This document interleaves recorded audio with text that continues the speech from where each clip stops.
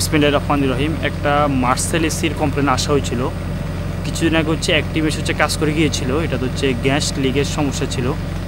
তো তারা হচ্ছে ফ্রেশার রেখেছিল, কারণ লিক পায়নি, অথবা নতুন করে হচ্ছে গ্যাস যেটা সেটা হচ্ছে রিফিল করে দেয়। ওনারা হচ্ছে কাস্টমার আবার কমপ্লেন দেয় যে এসি থেকে পর্যাপ্ত পরিমাণ যে ঠান্ডা সেটা হচ্ছে বের হয় না। অতঃপর এসে আমরা সর্বপ্রথম হচ্ছে ইনডোর সাইডে হচ্ছে টেম্পারেচার যে মিটার সেটা সেট করে গ্রিল টেম্পারেচার আমরা পাই হচ্ছে 18°C। তারপর আউটডোর সাইডে এসে হচ্ছে আমরা গ্যাস যে প্রেশার সেটা হচ্ছে মেপে নেই। গ্যাস প্রেশার এখানে আমরা পাই 100 PSI।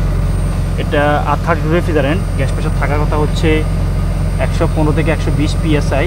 আর এম্পিয়ার 2 টন এসি, এম্পিয়ার নেওয়ার কথা হচ্ছে 8.92, এম্পিয়ার নিচ্ছে 6.42। আর ডিসচার্জ যে 5 চিকন 5 যেটা সেটা দেখতে পাচ্ছেন, এটা হচ্ছে আইস হয়ে গিয়েছে। তার মধ্যে গ্যাসজনিত সমস্যা। এসিতে যদি গ্যাসজনিত কোনো সমস্যা হয় তাহলে প্রথমত হচ্ছে প্রবলেম হচ্ছে আইডেন্টিফাই করতে হবে। আইডেন্টিফাই করার পর হচ্ছে তারপর হচ্ছে যাই গ্যাস নতুন করে রিফিল করে, তখন হচ্ছে যেটা সমাধান হবে।